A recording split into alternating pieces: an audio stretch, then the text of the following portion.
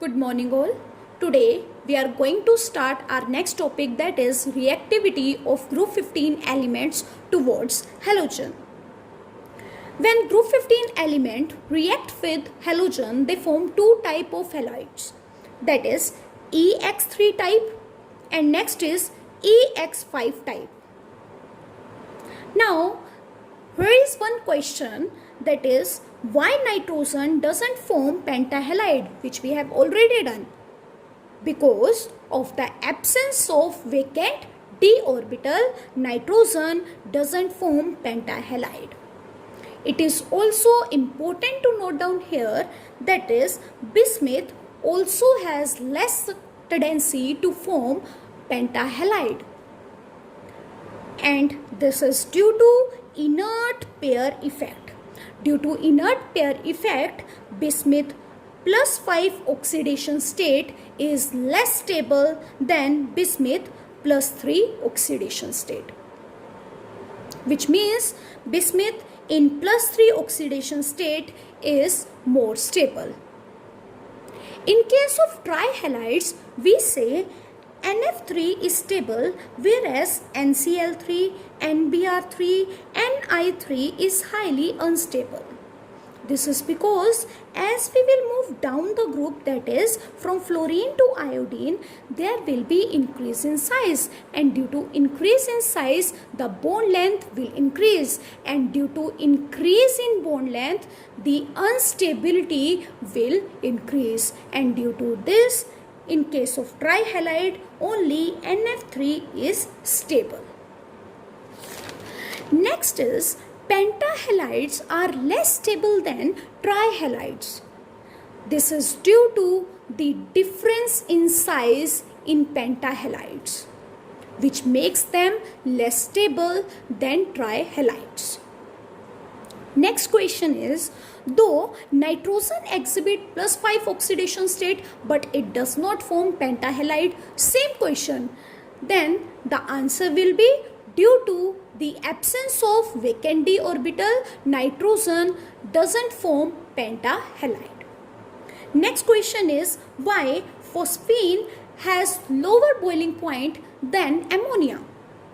Because in ammonia there is a formation of hydrogen bonding, as a result of which it exists as associated molecule, whereas in case of phosphine there is no formation of hydrogen bonding taking place, and due to the absence of hydrogen bonding the phosphine has lower boiling point. Next question is, out of bismuth 5 and antimony 5, which is stronger oxidizing agent? First of all, let us learn what do you mean by oxidizing agent. Oxidizing agent means which can easily accept electron and get reduced. Which can easily accept electron and get reduced. Now, as we know, due to inert pair effect, bismuth plus 5 oxidation state is less stable than bismuth plus 3 oxidation state. So, bismuth in plus 5 oxidation state easily accept 2 electron to convert into bismuth plus 3 oxidation state. Means bismuth in plus 5 oxidation state, which is unstable state, easily accept 2 electron to convert into stable oxidation state, that is bismuth plus 3. And therefore bismuth in plus 5 oxidation state act as a strong oxidizing agent, whereas in case of antimony plus 5 oxidation state is more stable than antimony plus 3 oxidation state. So in this case, to convert antimony from unstable state to stable state, it has to lose 2 electron and convert into stable state, that is Sb plus 5, which makes it reducing agent, because in this it is losing 2 electrons. So the answer is bismuth plus 5 act as a strong oxidizing agent due to the gain of 2 electron. Next question is, why PCl5 behave as good chlorinating agent. This is because PCl5 has trigonal pyramidal shape, and as you know, in this, these three bonds are equatorial bond and these two bonds are known as axial bonds, and these axial bonds or these two axial bond will experience repulsion from these three equatorial bond, and due to repulsion these axial bond will become larger and weaker, and due to this, on dissociation PCl5 easily gives Cl2 and convert into PCl3, and due to release of Cl2 PCl5 behave as good chlorinating agent. Next is solid phosphorus pentachloride behave as an ionic compound. In solid state, PCl5 exists as PCl4 positive, PCl6 negative. In solid state, PCl5 exists as PCl4 positive, PCl6 negative. In this is tetrahedral in shape and this is octahedral in shape, and due to the existence like this, the PCl5 behave as ionic compound. Next question is, NCl3 is an endothermic compound while NF3 is an exothermic compound. As you know, endothermic means energy will absorb and exothermic means energy will release. This is because in case of NF3, the NF bond strength is more stronger than NN and FF bond strength. So, during the formation of NF3, due to the formation of strong bond between NF, the high amount of energy will release, and that is why NF3 is exothermic, whereas in case of NCl3, NCl bond is weaker than NN bond and ClCl bond. So hence, during the formation of NCl, a high amount of energy need to be supplied, and that is why NCl is endothermic compound. Now please try to do some question, that is NH3 is more basic than PH3, explain.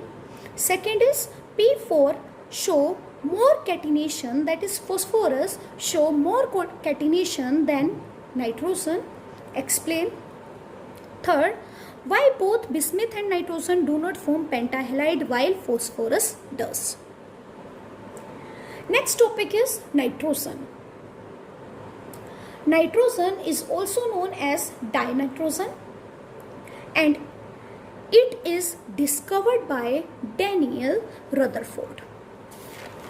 Now let's see the preparation of nitrogen.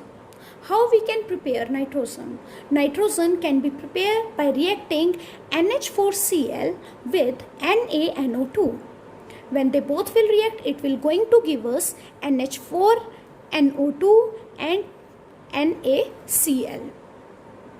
Now if we will heat NH4NO2, then we will get N2 plus water molecules.